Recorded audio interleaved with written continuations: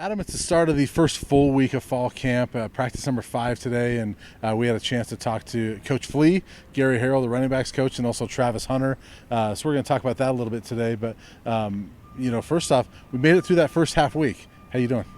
I'm doing pretty good. Yeah, I think that the first couple weeks go by pretty quick during camp every year, and then you get closer and closer to the opener and time starts to slow down. So we're still in that pretty fast-paced part of preseason. Yeah, it is fast-paced, and it's fun getting to know some of these coaches a little bit. We get different coaches most every day, and Coach Harrell was really good today. Talking a lot about the running backs. We learned about the running backs quite a bit as far as what the depth chart looks like right now. He mentioned he wants to have kind of two guys that lead things, and he said there's a clear top 4 right now. I was surprised that Savion Wilkerson, a guy that followed him up from Jackson State, was not in his top 4. What did you think of his top 4? It was Alton McCaskill, Kavosiey Smoke, Anthony Hankerson, and Dylan Edwards. So, interesting top 4, but he wants to go with top 2 eventually.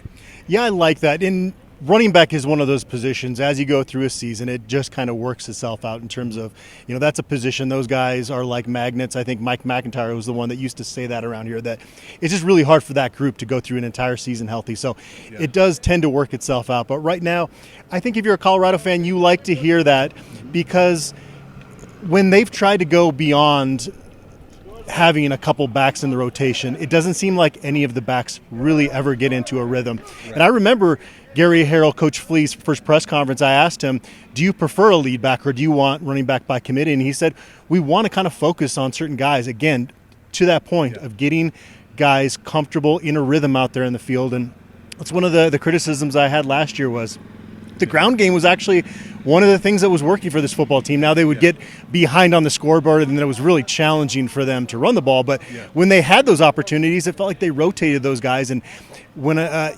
guys would get hot, then they would sit on the bench, and it just didn't seem like there was a real rhythm there. But it will work itself out. And I think Kavosiey Smoke and Alton McCaskill, the fact that they're a little bit behind just on some of the nuances within this offense also makes it a little bit more of a closer competition than it might be as we get closer to the season.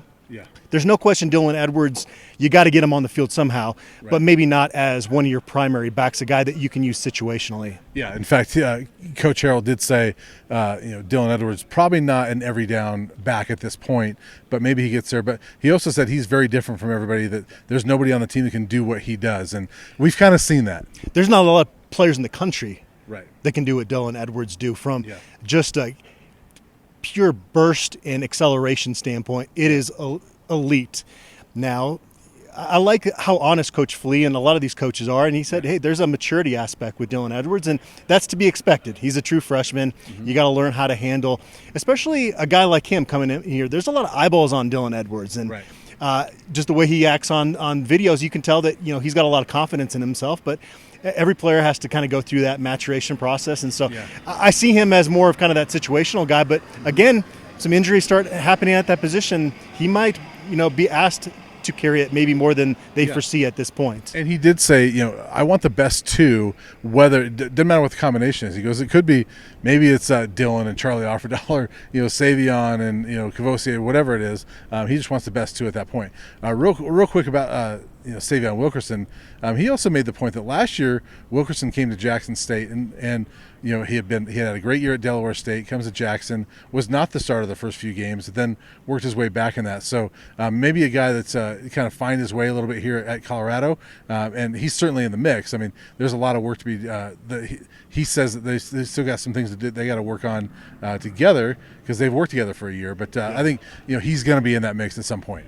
Yeah, he's a really productive running back, and kind of low to the ground, a guy that has good balance and makes the most out of his yards. So I love this group. I think it's a really talented group, and I think the fact that Charlie Offerdahl is a walk-on, and he keeps getting mentioned so much, but he's probably 5th or 6th on the depth chart. That's a pretty good running back room. But we got to talk about Charlie Offerdahl, because because he is the guy that keeps getting mentioned. And Coach Flea said, hey, if he keeps going like the way he is, there could be a scholarship in his future.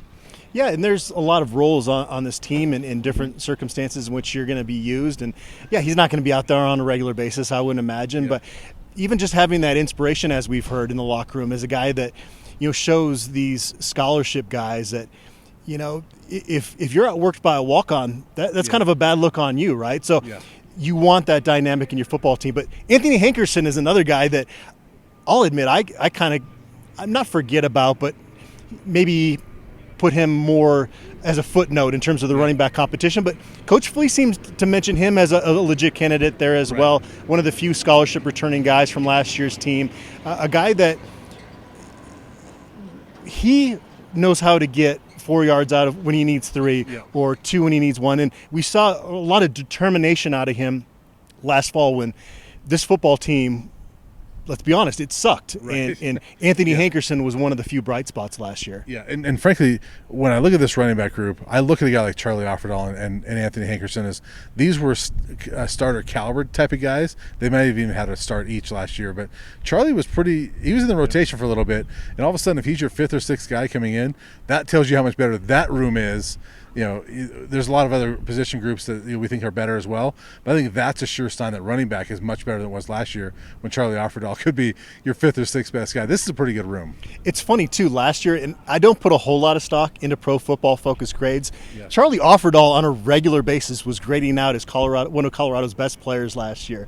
So again, I don't put a ton of stock into that, but it seems like he does the right things when he's on the field, and that's something that is going to break a tie every time for a coach when he can trust that you're going to do what you want him to do out there on the field, and that's Charlie Offerdahl. He's very consistent and steady, and I think with Coach Prime's love affair with Charlie, that he's going to at least get some carries this year, right? Yes, I would think so. So one last thing before we get out of here, Travis Hunter did talk. Always no nonsense from Travis Hunter. It's very, I'm here, I'm going to answer your questions, but I'm not giving you a whole lot. And it's very no nonsense. I mean, the confidence is there. He knows what he's all about, and he's been asked many times now, are you on a pitch count? Do you want to play every play? He goes, yes, I want to play every play. I don't want to be on the sidelines. This guy's going to be a lot of fun to watch, isn't he? I love Travis Hunter. And he's not going to placate to the media. He's not going to get walked into saying something that he doesn't want to. He's here to score touchdowns and get interceptions. He doesn't really care much beyond that. And obviously, getting his degree and all that stuff. But I kind of like his approach to things of it's not a big deal to him. And you can tell there's no stage that's going to phase him. He has got, I would imagine, a really low heart rate and pulse, and that's him. And Coach Prime said in the spring, this is a guy that can just roll out of bed. That's the type of athlete he is. He is a unique, special player on the football field, and I don't mind the way that he reacts to the media one bit because he doesn't want to get baited into saying something that he's going to regret. I like a guy that has no problem telling you how good he is, but then goes and backs it up. And he's that guy. He has no problem saying, "Look, I'm pretty good. I've been in the spotlight since high school." And then he goes out there and you see the highlights and the little bit of time we've seen practice in the spring. It's like, okay, this guy's legit. I like a guy like that. We've covered a lot of really good receivers, a lot of really good cornerbacks here at Colorado, guys that have played a long time in the NFL. He's in the argument to be the best at both of those positions. That's incredible. That's great. And you mentioned he's not going to be fazed by really anything. There's at least 2 guys on this team, Travis and Shedeur, that I don't think are going to be fazed by any situation they get into. They're not going to worry about going down to Ammon G. Carter Stadium at TCU on September 2nd into Oregon, whatever it is. Those guys are not going to be fazed by that. And when they're leaders, I think that's going to permeate throughout the team. And so I'm excited to see what those guys do in that regard as well. That's the number one thing when I keep getting asked about this 3.5 over-under that the prognosticators have put out there. And I just watch the way that Shedeur Sanders operates, to your point, and how mature he is. And he checks all the boxes.